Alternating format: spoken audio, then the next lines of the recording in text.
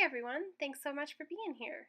This webinar is a cookbook for social media, particularly looking into the whys and hows of different social media that you can use for your business. Let's get you leveraging social media to get your business the attention it deserves. At this point, you might be wondering, is social media even right for my business?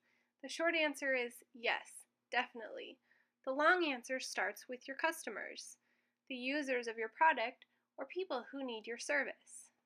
At this point, you have identified that your business needs a website. If you're expecting your customers to spend any time online, or if they spend any time on Facebook or Instagram, or if they read any articles online, then the answer again is yes, social media is right for your business. At this point, social media might seem like this big abstract thing that everyone says you need and you hear about everywhere, but you're not sure what parts of it are right, what social media sites you want to use, and what fits your business needs. Fortunately, we can break it down into several simple chunks, particularly when focusing on social media for business. Let's begin with 3 of the main social media sites that people use that I like to refer to as the big 3: Facebook, Instagram, and Twitter. You have likely heard these before and probably used some of them already. All 3 of these sites can be used for personal use or business use. Business use is slightly different for each, particularly for Instagram and especially for Facebook. There are several other types of social media sites that are important to use for your business, including Pinterest, LinkedIn, and Google+. These are good for your business depending on your business needs and what your customers' needs are. While these sites may not have as many users as the big 3, they each reach customers in their own different ways. Pinterest is an ideal space for your business, particularly if you have a lot of visuals or images. This is great for crafts, products, clothing, any sorts of things you think about when looking at Pinterest, like going there to get ideas for what to do with all your old t-shirts or looking for recipes. When you're thinking about why people are going to Pinterest, think about if these people are the types of people who are looking for something your business sells. LinkedIn, on the other hand, is more of a professional space. It is like if you walked into a room full of people in business suits and nice jackets who walked around handing their resumes and interesting professional articles to everyone.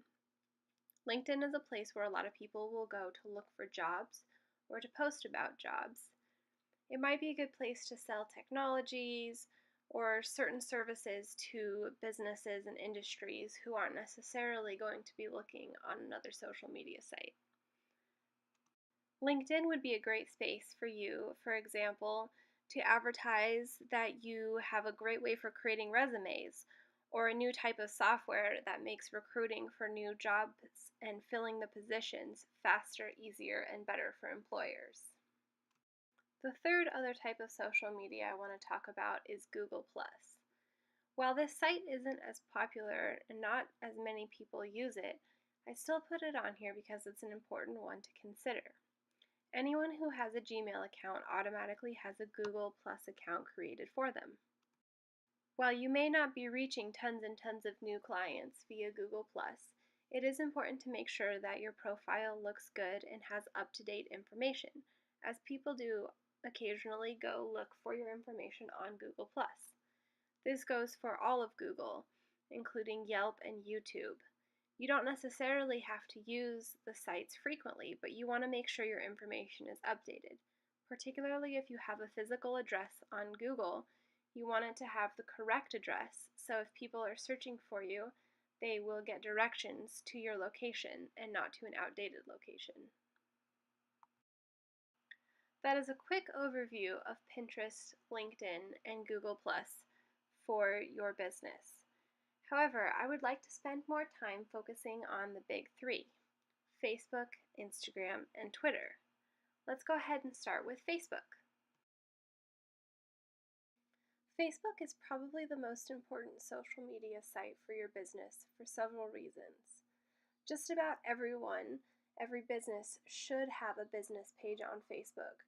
There are a few exceptions, but for the most part, a Facebook business page will significantly help benefit your business.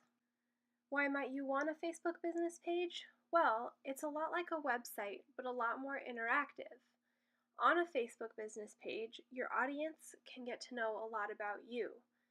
The Facebook page really humanizes you and your brand, as well as it provides you insights and gives you an ability to build a community and learn about your target audience. It is very likely that the majority of your target audience is also already on Facebook, and so you will be reaching your consumers or potential customers every day by being on Facebook, and give them something familiar that they're used to find and learn about your business, interact with you, and ask questions about your products and services. You can think of Facebook as a storefront, a website, a call center, and many other things all wrapped into one. You can list your products and sell products directly from Facebook. You can talk about your products, advertise your products, talk about new products or any business news, and you can help people by answering their questions about your products or troubleshooting when they're having issues very quickly directly from Facebook. Everything in one location. Facebook is the social media site that's the closest thing to a one-size-fits-all, an all-encompassing social media site, if you will. However, there are three in the big three social media sites. While Instagram was purchased and is now owned by Facebook, it is still very much its own social media site. There is the personal Instagram that you are likely already familiar with, as well as a business Instagram that's been around for a little over a year now. Instagram for Business has a lot more capabilities, including better ways to contact you and analytics for who your target audience is when your users are online and what they're viewing on your posts. With Instagram being connected to Facebook, you can also advertise on Instagram now and run it through your Facebook page. However, Instagram is not Facebook. Instagram is all about images and hashtags. People want to see good images, high quality images, and they search via hashtags. What do people frequently use Instagram for in business? Portfolios and products. This means a portfolio of work, especially if there's services or creating digital work, graphic work, building anything you'd create a portfolio of. Having an Instagram account for that is fantastic. As well as products, you can have an image gallery of all of the products you sell and set up an Instagram store to sell directly from your Instagram account. This is great because you can include images and videos of what your shop looks like, what your process is, and really humanize the whole process of your products and your services for your clients so they get a better picture rather than just a store on a website or looking at a storefront through a window. Hashtags allow your images for your business to become searchable. For example, if I move to a new location and I'm looking for a hair salon, I might search for hashtag hair or hashtag hair and the state I'm living in to find what type of hair salons are around, and then look at a portfolio of the type of haircuts and styles that they provide. Using a good amount of hashtags and doing hashtag research for which ones you should be using, as well as using good quality images, is extremely important for Instagram. But that leads us to the original social media site with hashtags, Twitter. While Twitter does not have a distinction between personal profiles or business profiles, it can be a very powerful tool for business. If you don't believe me, pause this video right now and go Google Wendy's Twitter. If you don't know what I'm talking about, pause this video and go Google Wendy's Twitter and read some of the tweets about what Wendy's is doing. One of my favorite analogies for Twitter is comparing it to a cocktail party. When you go and there's a lot of people there and you hear lots of tidbits of conversation, you might share a few lines or exchange a few words or quotes or images with people, but it's mostly just short little snippets of text, which makes sense because Twitter is only 140 characters. something very unique about them that has yet to be duplicated by another social media site that is successful.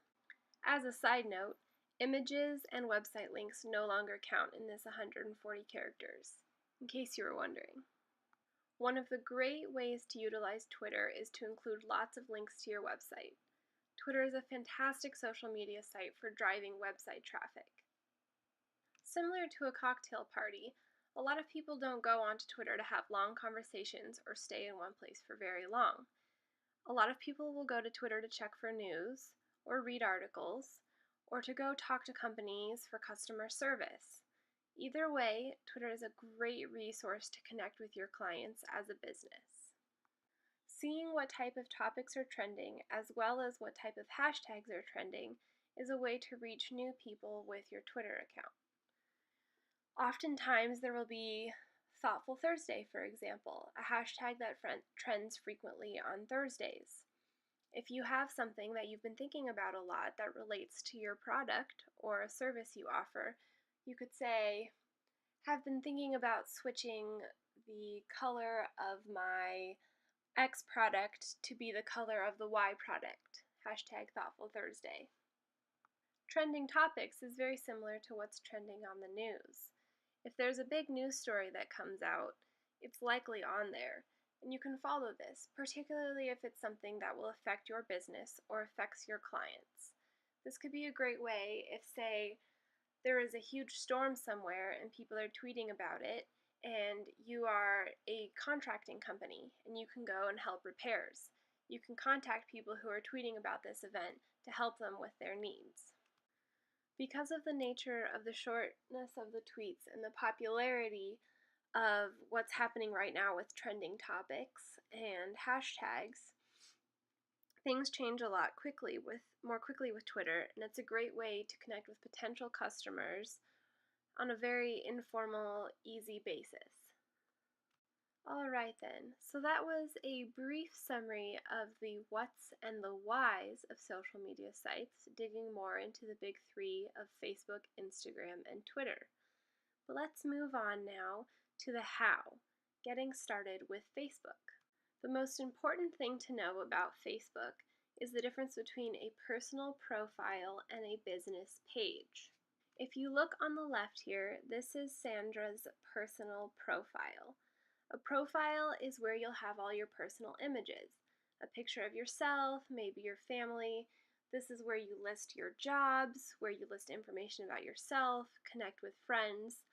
With a personal profile, you add friends, and you post on your wall and comment on other friends' walls and post your pictures. Similar in a lot of ways, and yet also completely different, is a business page. A business page is like the one right here on the right for Revitalize Branding. It is a page for your business that will have your logo, your product, your service. If you're an essential part of it, a picture of you like Sandra is here, and your information. The information on your business page would be the similar information that you would put on a website.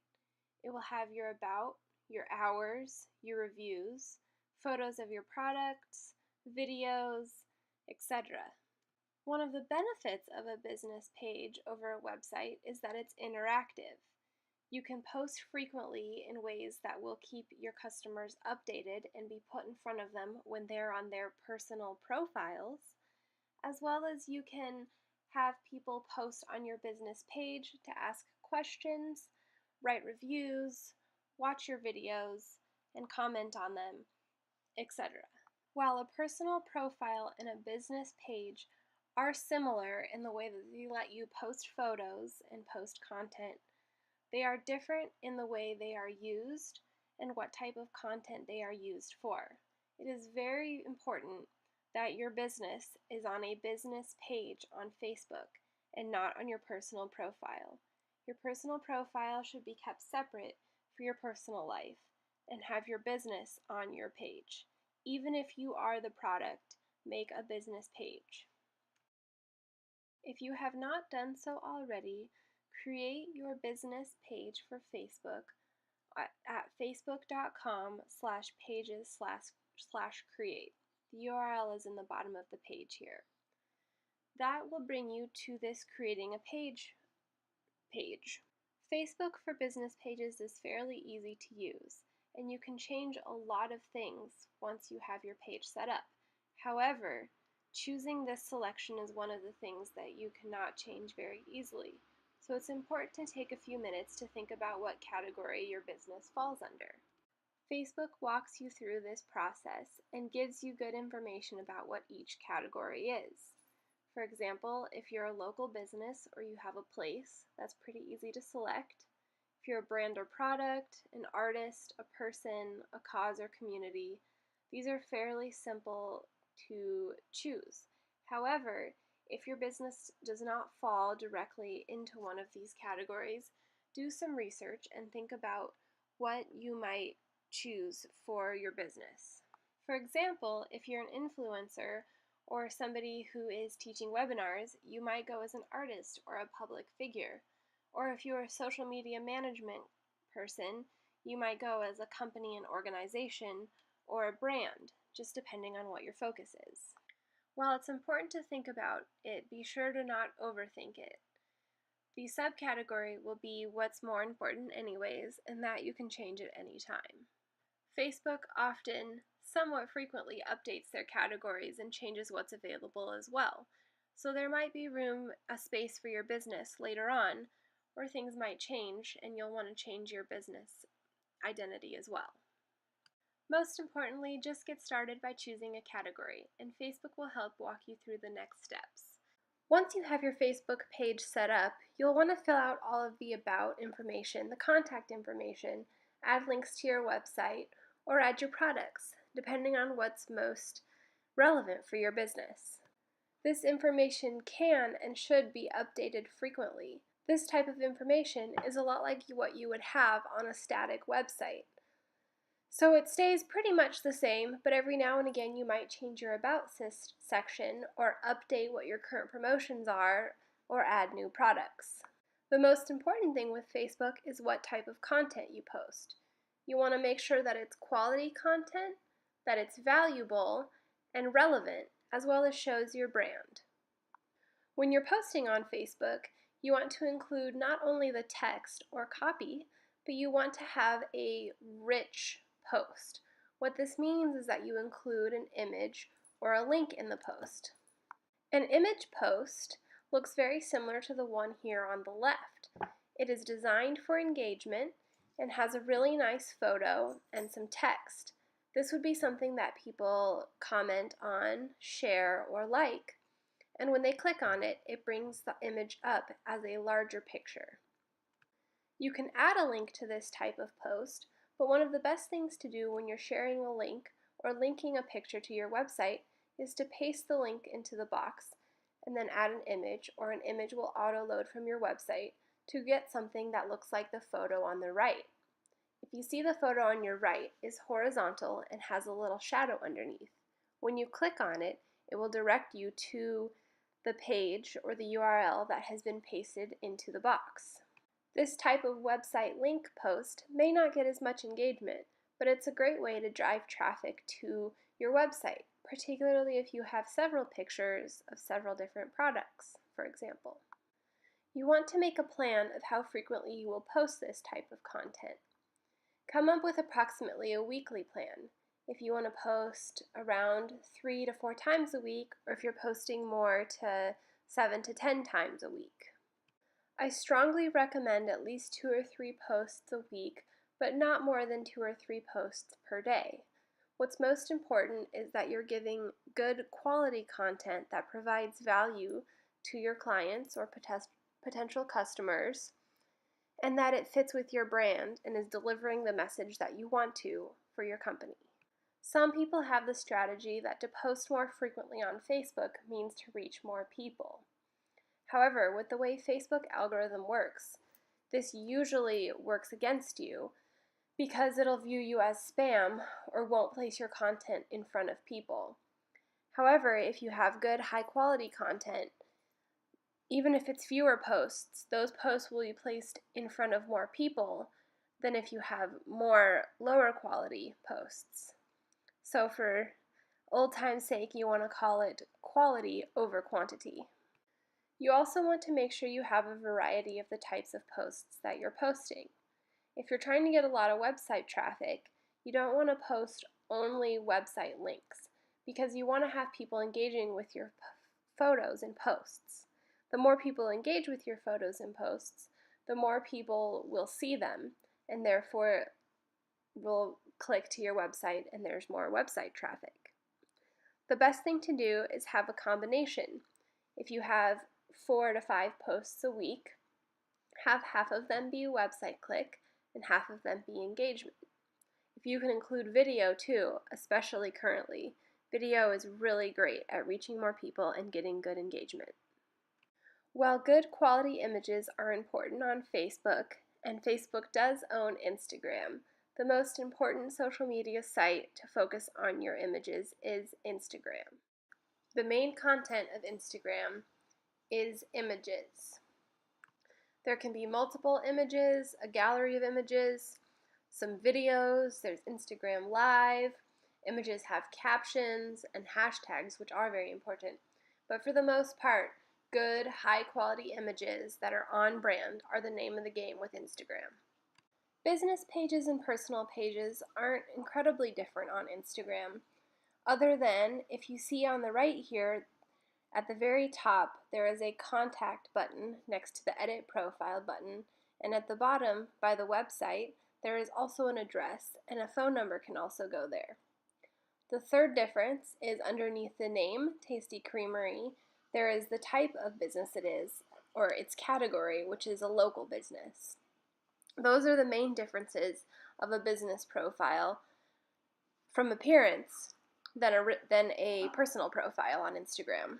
With Instagram being predominantly on mobile, this contact button is absolutely fabulous because if your customer presses the phone number, it will dial you right away, and if they press the address, it will pop up directions to your business from their current location. While this feature is great, the real benefit from a business profile on Instagram is the analytics that come with it. If you look in the top right corner, you'll see the bars and the settings. If you click on these bars, you get to see the analytics behind your Instagram profile. This contains important information like how many people saw your post, what the age group and demographic of the people who are viewing your posts is, where people are located that are commenting on your posts, as well as what time of day they're mostly on Instagram and looking at your posts. Checking this information regularly can help ensure that you're posting the right kinds of content at the right time of day and you're reaching the right people. If you're reaching people who aren't necessarily in your target audience, you might want to consider the content you're posting, when you're posting it, or potentially you have a target audience shift that you're reaching a new group on Instagram. Who you are reaching on Instagram is impacted by the types of hashtags that you're using. You want to use hashtags that are relevant to your business and content, and use a lot of them, particularly when you're first starting out. For the sake of this example, let's continue on with ice cream.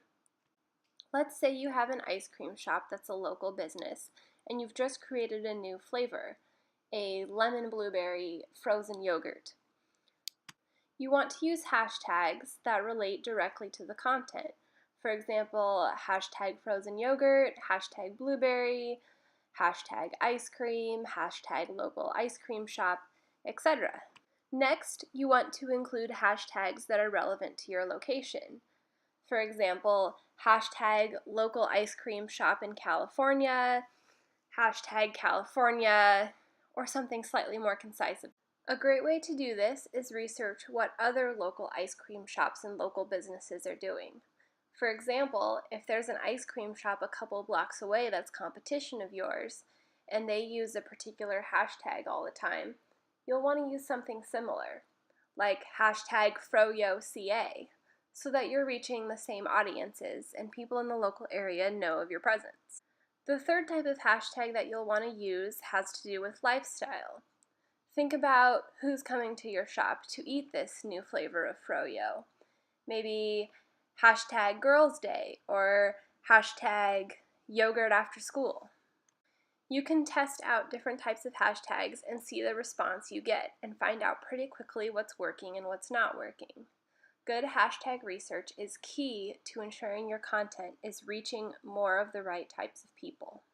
Instagram is the one of the big three where hashtags are extremely important. It is not recommended to use hashtags on Facebook, except for in very specific instances, such as for a photo contest. However, Twitter is another great spot to use hashtags. Hashtags are very important on Twitter for the same reasons as Instagram. You want to use the right hashtags at the right time to reach the right audience. However, with the 140 character limit, as with your copy, your hashtags need to be more concise as well. Unlike Facebook and Instagram, Twitter does not have a differentiation between a business profile or a personal profile or page. It's kind of one size fits all as far as a Twitter account goes. You need an email or a phone number and a name and a handle. Your name is what will be listed at the top, and your handle is what's followed by the @ sign. This is the same thing that is on Facebook and Instagram. However, the amount of characters that you can use in your handle and name, similar to a tweet, are limited.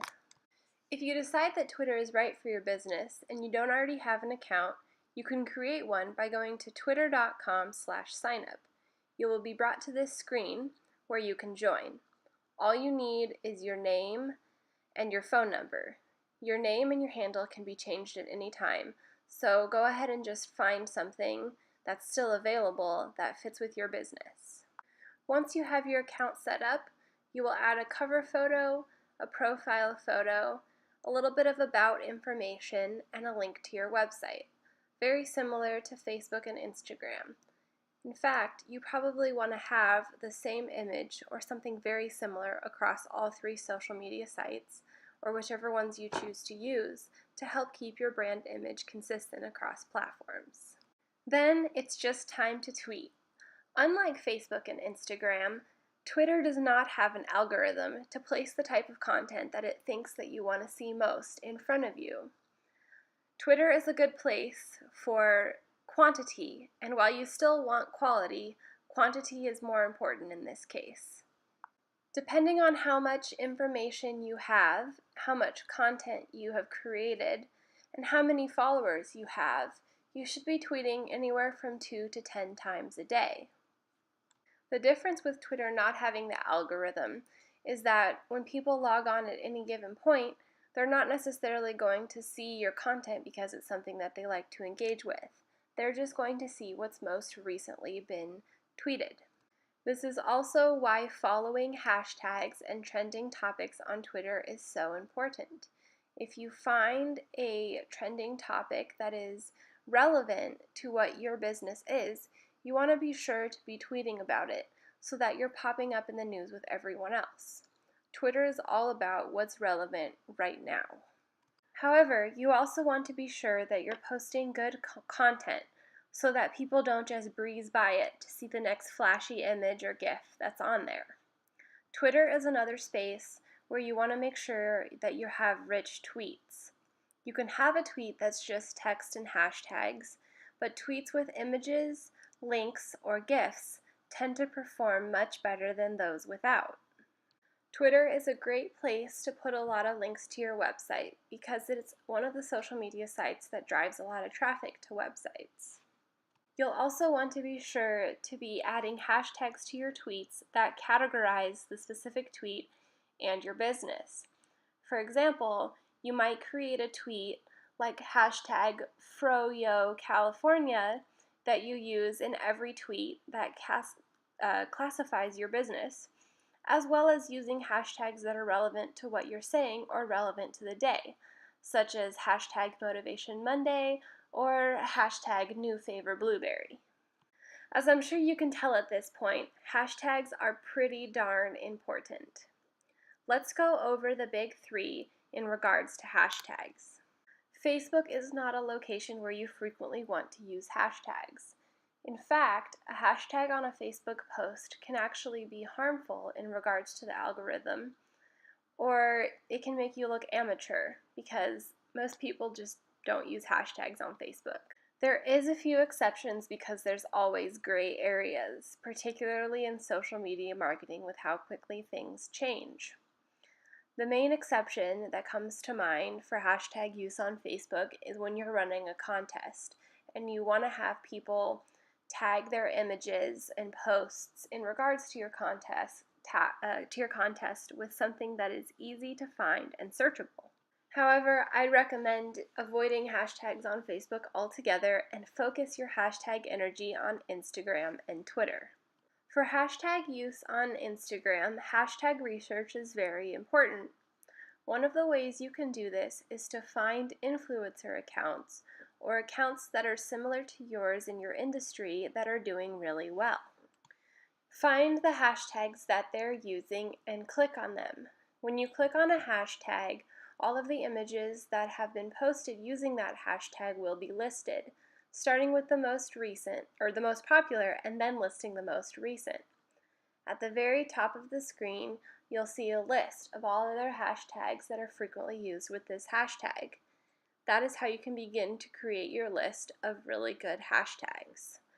I recommend doing this at least once a week to make sure that you're keeping up to date with the trends in your industry. With Twitter, it is good to use about 2 to 4 hashtags in each of your tweets. I recommend 3. One that you use in pretty much all of your tweets that classifies your business, such as the hashtag Froyo California example. One that classifies the specific topic that you're tweeting about, such as hashtag Girls Day.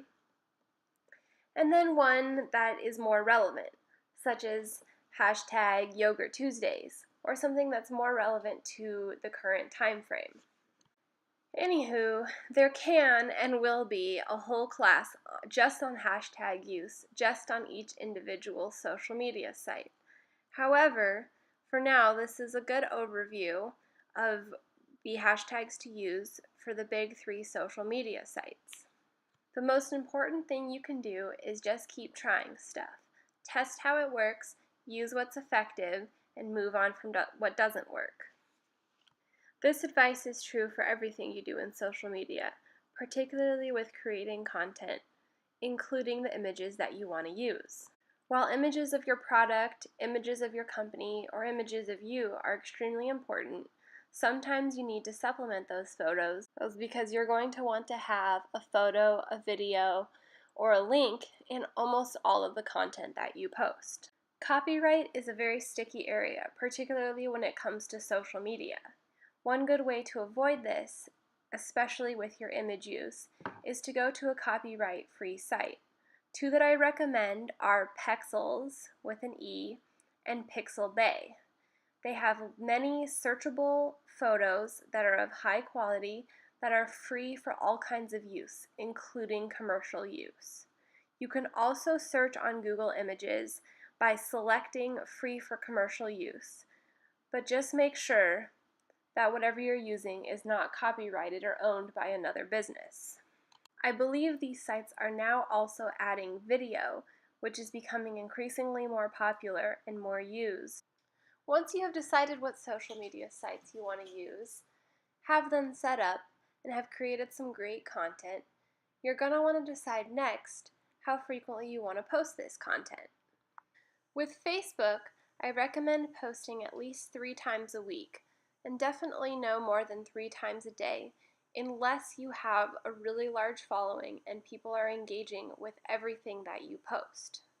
This is a pretty wide range of how frequently you can post, and it doesn't matter too much as long as you're consistent.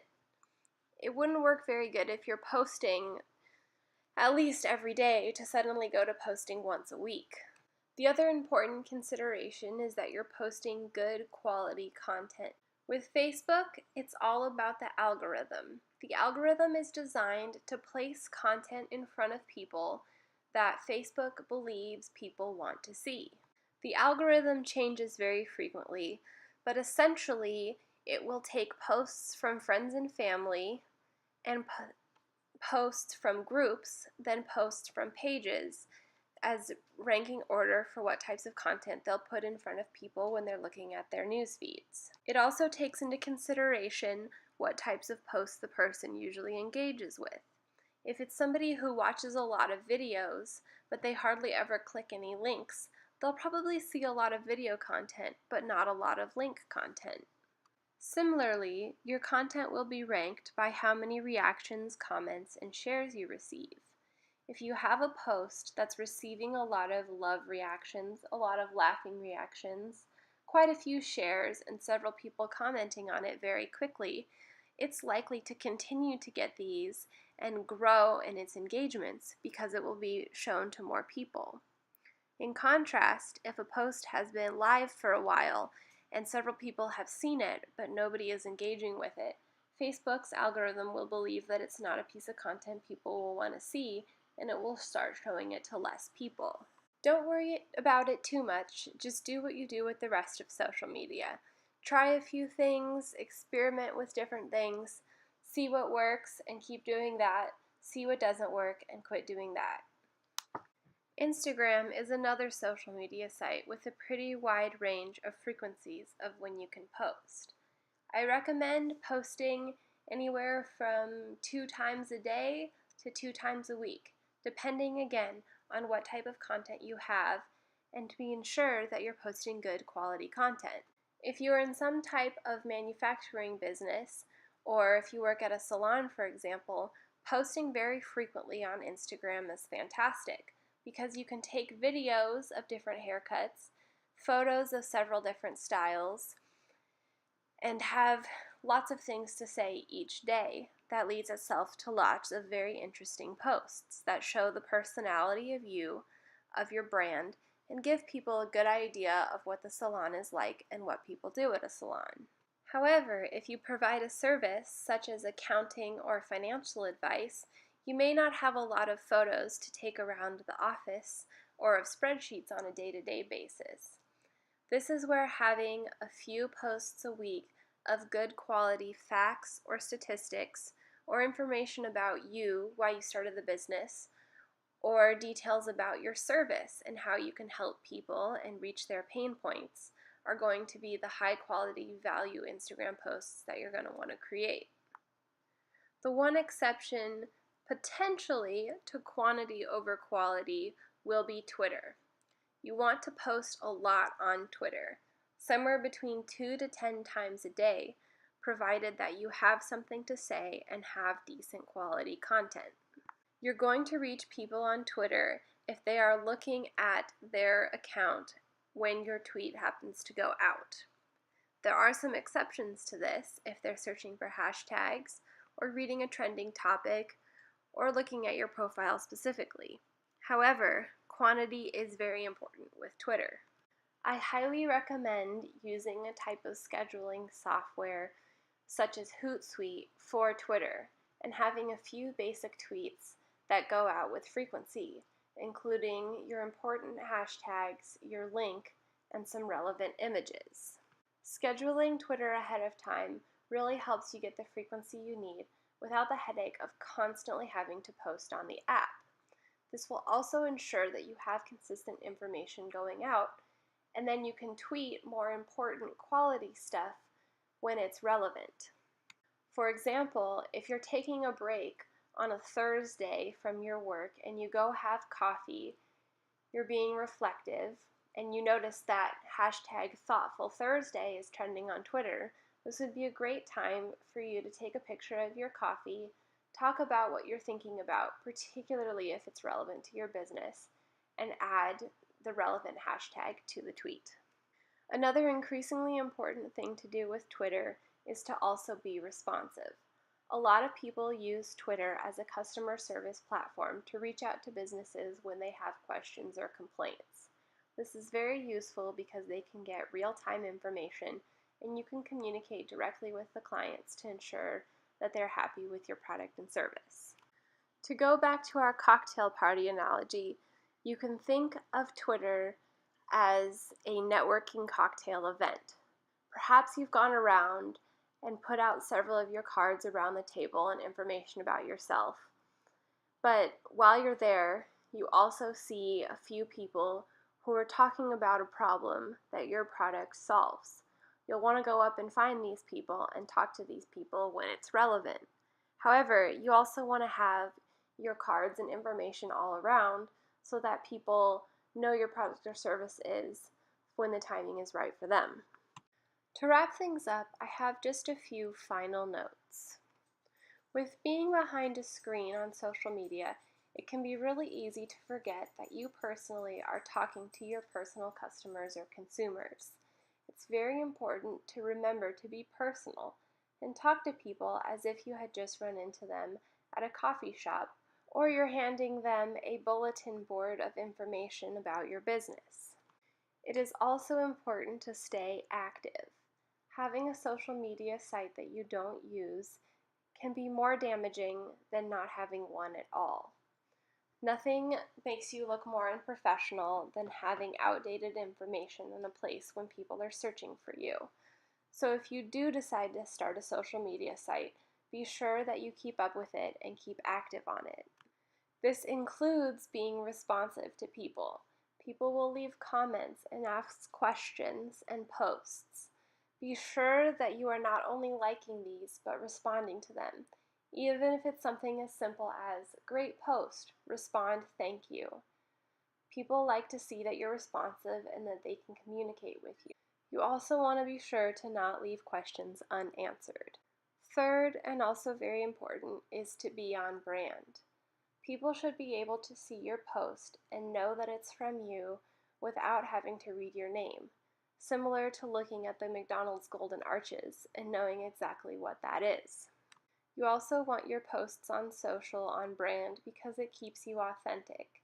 If you're the type of person who's very business oriented, very driven, and works on a very set schedule, you probably don't want to have some really frilly, loosey-goosey, silly posts on Facebook because it's just not your brand, it's not authentic, and people will know. Most importantly, enjoy it. Have fun. Social media is a great tool to help boost your business. Don't spend too much time on it. Focus on your business, focus on doing what you love, and use social media to complement that based on what makes the most sense for your business. I want to thank you so much for taking your valuable time today to watch this webinar, and I truly hope you learned something. If you have any questions, please don't hesitate to reach out to me at rihanna@pancakedigitalsolutions.com. This webinar is brought to you by pancakedigitalsolutions.com. There will be a series of webinars particularly focusing on Facebook advertising if you're ready to take your social media for your business to the next level. These webinars can be found at pancakedigitalsolutions.com. Thank you so much. Have a great day.